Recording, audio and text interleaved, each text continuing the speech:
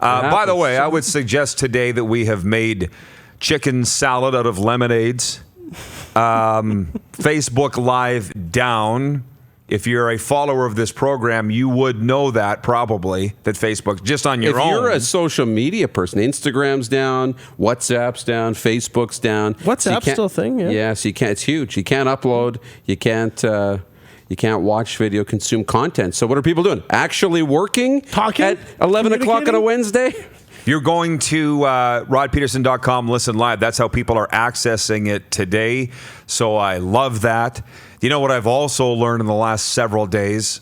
This show has caused a lot of guys to create burner accounts for Facebook because they don't want to be seen watching the program, which is... Yeah, well, the biggest reason was because they were at work. Okay. The listen live feed. I thought it was a... they didn't want to be associated thing. No.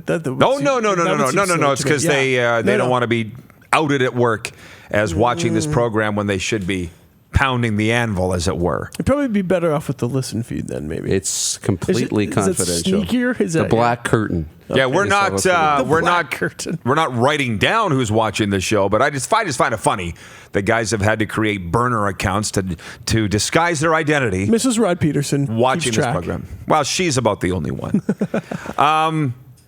Regarding the Stampeders, you see scrolling across the Twitter because this program will be airing later today once Mark Zuckerberg figures it out, this will be airing on Facebook Live. And our Twitter ticker feed here says that the Calgary Stampeders are now going for a second opinion for Bo Levi Mitchell's pectoral injury. Yeah. Have you seen that? Oh, he is. Him or the Stampeders? Oh, it says he is, actually. He is, yeah. Which would indicate he wants to play, but was given news that was... You get that all the time. That was not to his liking. And not just in... Like, people do that all the time. Do you get a gut feeling that this is more than a week? I don't know. If he's seeking a second opinion, if it's just a week, you sit out a week. Like, if they say, oh, yeah, there's something, yeah, maybe wait a week. Yeah. You go, okay, I can wait a week. So it's serious is what you're saying. Like, to me, this indicates there's more to it. If you have to miss one game, but you get to play the other 17, you go, okay, I'll sit out if it's for the betterment of me. You know? But to me, going for a second opinion, again, I have no inside knowledge of this, but to me, going for a second opinion means that this is something substantial. Yeah. Unless it's no, you can't play because you're going to risk hurting it. And he's like, well, no, I want to find out if I can play and not risk hurting it anymore. I don't know. Only the Stampeders know. Only Bo and the Stamps know. But it really looks like Nick Fatty Arbuckle will start Saturday night for the Stampeders here in an 8 p.m. start. Again, don't get offended, Calgary, as you guys always do. Maybe you're not aware Fatty Arbuckle was a 1930s silent film star in the Charlie Chaplin era. It's an 8 o'clock kickoff here? Cooks Creek Connie texting in, Prairie Mobile text line. She says, Rod, the Fatty Arbuckle reference was right on. I've always referenced him as Fatty also. I can't believe you guys don't know that, but I did grow up on a farm where there were only 3 channels. One was French. I can believe that I didn't know that. And when I moved away to Calgary to go to college and stumbled upon the NFL, I'm like, wow, what's this? Never seen this before. That's how out of touch I was growing up. Wayne in Victoria regarding the greatest sports moment in sitcom history. Right. How about Corner Gas when they went to the 2003 Grey Cup? Yep. But never made it. Again, I didn't watch Corner Gas. With all apologies to Brent Butt, I don't need to watch Corner Gas. I lived it, as did you. Oh, yeah. 100%. I don't find it that particularly funny. It wasn't funny in the 80s. Didn't think it was funny in the 2000s. I liked the show a lot. I thought it was really. They're making fun of us. Do you want to know which, by the way, is fine for us to make fun of each other, but not when big cities are making fun of us. You love those donkeys on Crave, Letterkenny. True. Same deal. Yeah. Different generation. But they're acting. Yeah, I guess these guys are acting. I don't know. I'm going to make a confession. I watched my first full episode of Letterkenny the other day. What'd you think? I had a tough time understanding them. It's going to take me a few episodes to actually get into understanding because they speak with a bit of an accent.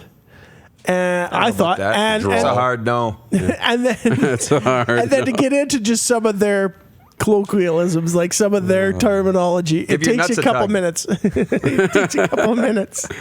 So I love it. Yeah, I get the appeal of the show. I did find it quite funny, but. What else you got, Okay, Dukes? speaking of the sitcoms. Here in overtime. You were wondering where they were going with the characters in sports movies. Right. Last year's 64 of them. So, like, Say it again. I'm having quite. This is last year's bracket. This is last year's bracket on TSN 1260. Right. Yeah. And what was it? It was called the Apollo Creed Memorial Tournament. So it was sports characters from movies, like Apollo Creed. Right. Right? Well, Rocky. And get your favorites. So the villains category had names. I'm not going to read them all. I'm going to pick some of my favorites. But White Goodman, John Creasy, Bob Barker, Ogie Oglethorpe, Clubber Lang. Pretty much every So John character Kreese- from Slapshot. Ivan Drago. Ivan Drago. Ricky Vaughn. Oh, sorry. Now Underdogs. Peter LaFleur, Vince Papali, Ricky Vaughn, $1 Million Baby, Rocky Balboa, Bobby Boucher. Where's my boy Roy Rod McAvoy? Tidwell. Rod Tidwell's in the Underdogs. Show me the money. Uncle Rico, Shane Falco. Go slow. Shane Falco. The Shane replacements. The replacements. Dean Youngblood. Yes, of course. Rudy. Greg Goldberg. Some more of the builders now. Jackie Moon. Jimmy Dolan. Gordon Bombay. Reg Dunlop. Chubbs. Billy Bean, Patches O'Houlihan. Slow down. Well, there's a lot of names on the list. I know that. So this is just what TSN 1260 did last summer. Who won? Who was the Sonny great- Weaver Jr. Who won? I don't have the winner in front of me. I know the final four: Reg Dunlop, Yes. Rocky, Yes. Frank the Tank was near there too. Billy What? Bob Thornton, Doug Glatt, That's fine. Stop. Forrest Gump. So this year's bracket will be the greatest sports moments in sitcom history. This is for TSN 1260. They're not going to go to 64 like they did 32. here. They're gonna go 32. But is this the beginning of a synergy between us and TSN 1260? I'm feeling like it is, like a partnership. I love, and our good friend Scott McLean, who's now at CNN, used to work at Global. Watch him all the time. He had a buddy who started a website called bracketbros.com because bros love brackets. And it would be bracket of the 64 hottest supermodels who have died. And then they would, each week you would vote on these things and it would move in like a March Madness. And it would be crazy things, Top 64 ice creams. Lots of it had to do with sports and sometimes some chauvinistic type brackets. Oh, shocking. But it was fantastic. And it literally, the slogan, because bros love brackets, just made so much sense. I love any sort of bracket, especially when it comes into movies and sports. So this combines two of my favorite things in the world. I absolutely get geeked up about these things. Well, and people were fired up. I mean, a big first-round upset.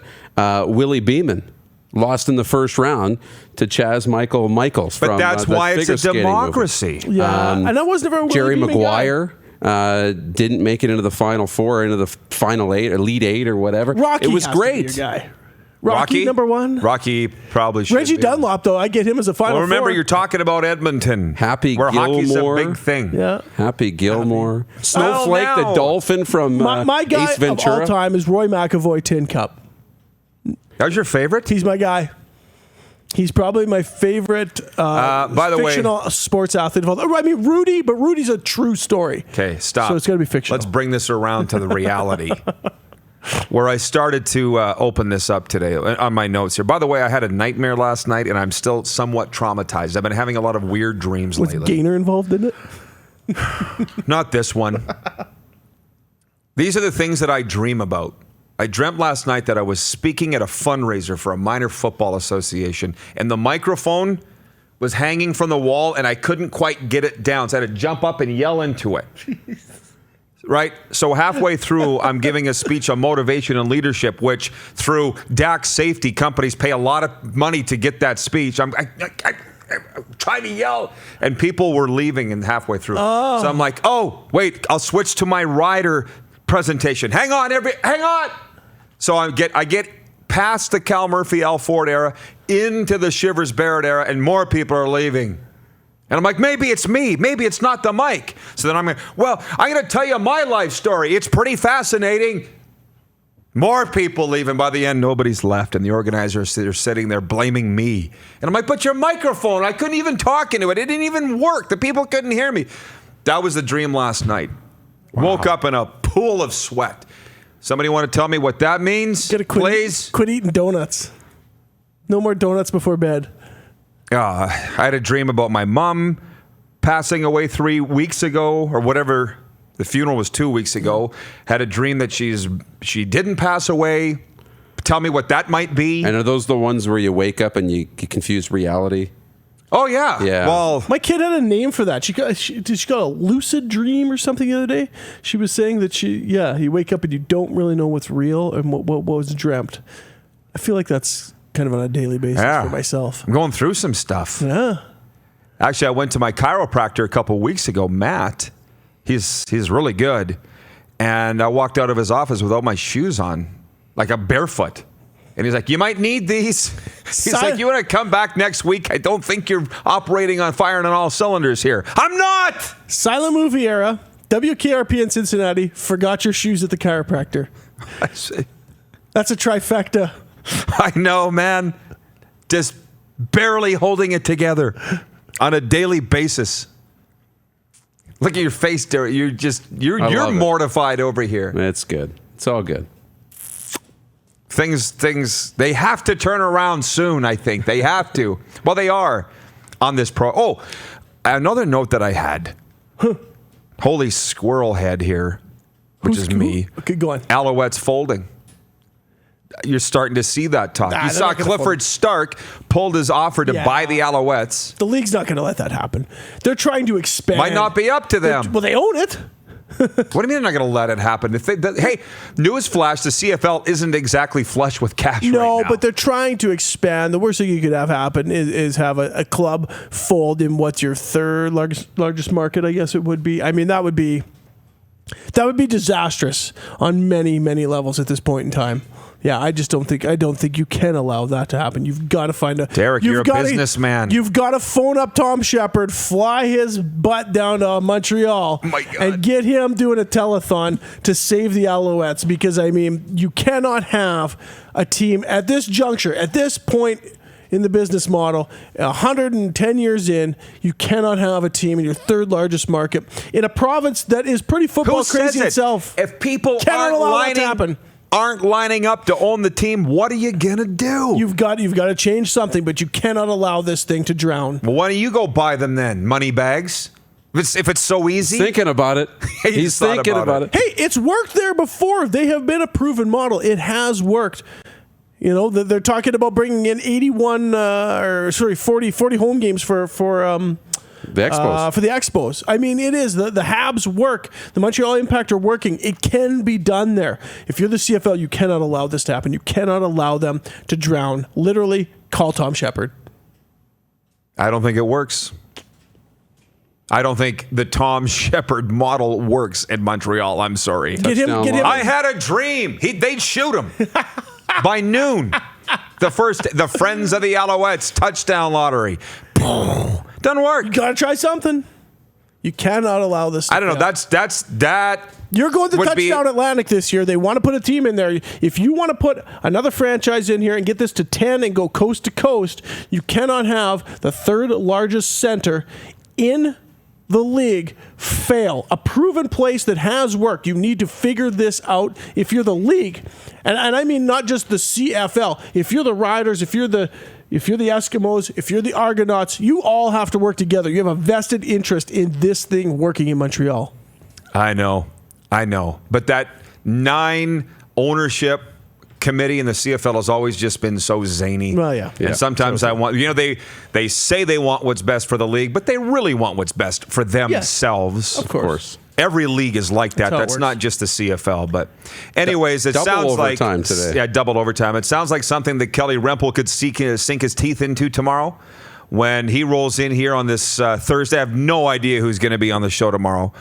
That's on Clark, but he certainly knocked it out of the park today. Oh, yeah. Beauty. With Travis Lulay, Ricky Foley, Dustin Nielsen, and you two swarthy gents. Beauty, Clark. Here's hoping that Mark Zuckerberg gets this Facebook thing figured out by tomorrow. We'll be back here, though. We'll be back here no matter what at Listen Live at rodpeterson.com. So, gents, thank you. Appreciate it. And, Darren, do you want to throw a plug in for what you're doing now before we go on? Me? We should, yeah. We should.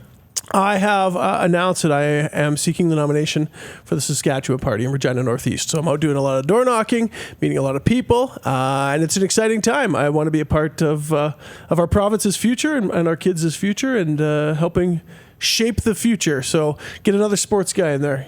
I'd vote for you. Thanks, buddy. All right. Just got to move to the Northeast. Clark telling me that tomorrow, J.C. Garden, Justin Dunk, Ray Jacobs, you remember old Jake? Oh, yeah. And the Rod Pedersen Show's Director of Scouting, Craig Smith. Love it. That's all tomorrow. See you then. We're out. You're watching Rod Pedersen On Demand.